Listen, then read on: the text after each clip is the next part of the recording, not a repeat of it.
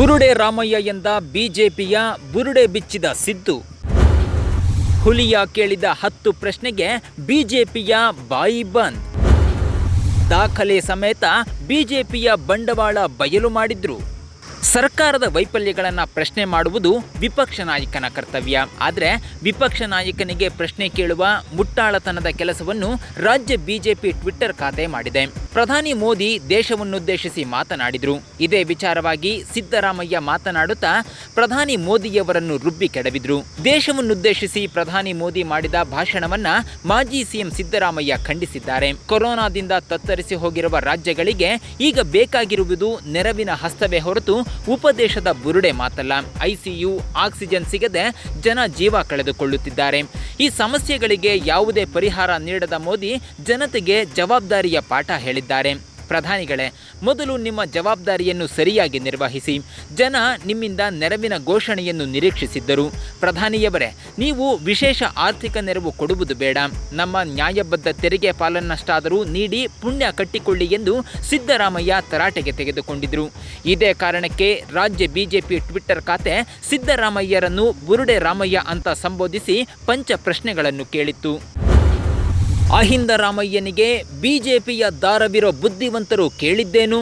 ನಮ್ಮ ಪಂಚ ಪ್ರಶ್ನೆಗಳಿಗೆ ಉತ್ತರಿಸುವ ಧೈರ್ಯ ತೋರುವಿರ ಸಿದ್ದರಾಮಯ್ಯ ಅನ್ನೋ ಒಕ್ಕಣೆಯ ಮೂಲಕ ಆರಂಭವಾಗುವ ಟ್ವೀಟ್ನಲ್ಲಿ ರಾಜ್ಯ ಬಿಜೆಪಿ ಪಂಚ ಪ್ರಶ್ನೆ ಕೇಳಿತ್ತು. ಕಡಿಮೆ ದರದಲ್ಲಿ ಲಸಿಕೆ ಪೂರೈಕೆ ನೆರವಿನ ಹಸ್ತವಲ್ಲವೇ? ದೇಶಾದ್ಯಂತ ಕೋವಿಡ್ ಲ್ಯಾಬ್ ವ್ಯವಸ್ಥೆ ಮಾಡುತ್ತಿರುವುದು ನೆರವಿನ ಹಸ್ತವಲ್ಲವೇ? ಕೋವಿಡ್ ಸಂದರ್ಭದಲ್ಲೂ ಆರ್ಥಿಕ ಸ್ಥಿತಿ ಪಾತಾಳ ಸೇರದಂತೆ ನೋಡಿದ್ದು ನೆರವಿನ ಹಸ್ತವಲ್ಲವೇ? ದೇಶಾದ್ಯಂತ ಪ್ರಾಥಮಿಕ ಆರೋಗ್ಯ ವ್ಯವಸ್ಥೆ ಸುಧಾರಣೆ ಆರಂಭಿಸಿದ್ದು ನೆರವಿನ ಹಸ್ತವಲ್ಲವೇ? ದೇಶದ ಜನರಲ್ಲಿ ಆತ್ಮವಿಶ್ವಾಸ ಮೂಡಿಸಿದ್ದು ನೆರವಿನ ಹಸ್ತವಲ್ಲವೇ? ಇದೇ 5 ಪ್ರಶ್ನೆಗಳನ್ನು ಕೇಳಿದ ಬಿಜೆಪಿ ಒಂದು ಕೊನೆಯ ಒಕ್ಕಣೆಯನ್ನು ಸೇರಿಸಿದೆ. ಅದುವೇ ಲಸಿಕೆಯ ಬಗ್ಗೆ ಸುಳ್ಳು ಸುದ್ದಿ ಹಬ್ಬಿಸಿದ್ದೇ ಕಾಂಗ್ರೆಸ್ ನೀಡಿದ ನೆರವಿನ ಹಸ್ತ. ಜನರನ್ನು ತಪ್ಪು ದಾರಿಗೆಳೆದಿದ್ದೇ ಕಾಂಗ್ರೆಸ್ ಸಾಧನೆ ಎಂದಿದೆ. ಈ ಪಂಚ ಪ್ರಶ್ನೆಗಳ ಟ್ವೀಟ್ ಕೆಳಗೆ ಜನಸಾಮಾನ್ಯರೇ ಬಿಜೆಪಿಗೆ ಕ್ಯಾಕರಿಸಿ ಉಗಿದಿದ್ದಾರೆ. ಒಂದಷ್ಟು ಮಂದಿಯಂತೂ ನಿಮ್ಮದೇ 2 ಕಡೆ ಸರ್ಕಾರ ಇರುವಾಗ ವಿಪಕ್ಷಗಳ ಬಾಯಿ ಮುಚ್ಚಿಸುವಂತೆ ಕೆಲಸ ಮಾಡೋಕೆ ಏನು ದಾಡಿ ಅಂತಲೂ ಪ್ರಶ್ನಿಸಿದ್ದಾರೆ. ದಾಖಲೆಗಳಿಲ್ಲದ ಬಿಜೆಪಿಯ ಪಂಚ ಪ್ರಶ್ನೆಗೆ ಸಿದ್ದರಾಮಯ್ಯ ದಶಪ್ರಶ್ನೆ ಮೂಲಕ ಬೆಚ್ಚಿ ಬೀಳಿಸಿದ್ದಾರೆ.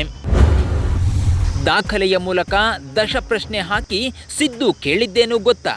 ನಾವೇ ಗ್ರೇಟು, ನಾವೇ ಬುದ್ಧಿವಂತರು, ಶೂದ್ರ ಸಿದ್ದರಾಮಯ್ಯ ಹೆಡ್ಡ ಅಂತಲೇ ನಂಬುವ ಸಂಘ ಪರಿವಾರಕ್ಕೆ ಅಹಿಂದ ರಾಮಯ್ಯ ತಕ್ಕ ಪ್ರತ್ಯುತ್ತರವನ್ನೇ ನೀಡಿದ್ದಾರೆ. ಬಿಜೆಪಿ ಕೇಳಿದ ಗೊತ್ತು ಗುರಿಯಿಲ್ಲದ 5 ಪ್ರಶ್ನೆಗೆ ಪ್ರತಿಯಾಗಿ ದಶಪ್ರಶ್ನೆಯನ್ನೇ ಹಾಕಿದ್ದಾರೆ ದಶರಥ ರಾಮಯ್ಯ. ಅಷ್ಟಕ್ಕೂ ಸಿದ್ದರಾಮಯ್ಯ ಬಿಜೆಪಿಗೆ ಕೇಳಿದ ದಶಪ್ರಶ್ನೆಗಳೇನು ಗೊತ್ತಾ? ರಾಜ್ಯ ಆಳುವ ಪಕ್ಷ ಪ್ರಶ್ನೆ ಮಾಡಬಾರದು, ಜನಕ್ಕೆ ಉತ್ತರ ನೀಡಬೇಕು. ಆಡಳಿತ ನಡೆಸುವವರ ಕೆಲಸ ಪ್ರಶ್ನೆ ಕೇಳುವುದಲ್ಲ, ಜನರ ಪ್ರಶ್ನೆಗಳಿಗೆ ಉತ್ತರ ನೀಡುವುದು.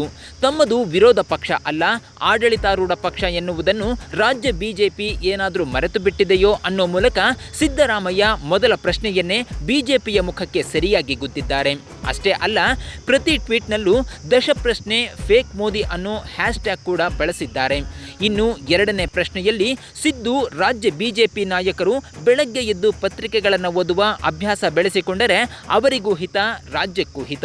ಕೊರೋನಾ 2ನೇ ಅಲೆಯಿಂದ ತತ್ತರಿಸಿ ಹೋಗಿರುವ ಜನತೆ ಪ್ರಶ್ನಿಸುತ್ತಿರುವುದು ಆಡಳಿತ ಪಕ್ಷವನ್ನು, ವಿರೋಧ ಪಕ್ಷವನ್ನಲ್ಲ ಅನ್ನೋದು ನೆನಪಿರಲಿ ಅನ್ನೋ ಮೂಲಕ ಜನರ ಆಕ್ರೋಶದ ಮುನ್ನೆಚ್ಚರಿಕೆಯನ್ನು ನೀಡಿದ್ದಾರೆ.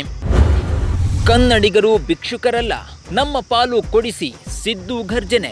ಸಿದ್ದು ಕೇಳಿದ 3ನೇ ಪ್ರಶ್ನೆಗೆ ರಾಜ್ಯ ಬಿಜೆಪಿ ನಿಜಕ್ಕೂ ತಂಡ ಹೊಡೆದಿದೆ. ಸೌಜನ್ಯಪೂರ್ವಕವಾಗಿ ನೆರವು ನೀಡಿ ಎಂದು ಪ್ರಧಾನಿಯವರನ್ನು ಕೋರಿದ್ದೆ. ಅಂತ ಸೌಜನ್ಯಪೂರಿತ ನಡವಳಿಕೆಗೆ ನೀವು ಯೋಗ್ಯರಲ್ಲ. ನೆರವು ನೀಡಲು ನೀವು ದಾನಿಗಳಲ್ಲ.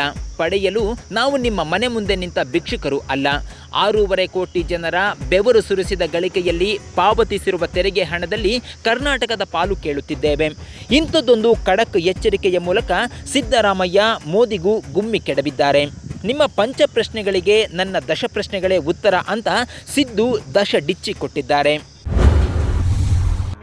ಸಿದ್ದು ಕೇಳಿದ ದಶಪ್ರಶ್ನೆಗಳೇನು? ಕರ್ನಾಟಕದಿಂದ PM ಕೇರ್ಸ್ ನಿಧಿಗೆ ಸಂಗ್ರಹವಾಗಿರುವ ಹಣ ಎಷ್ಟು?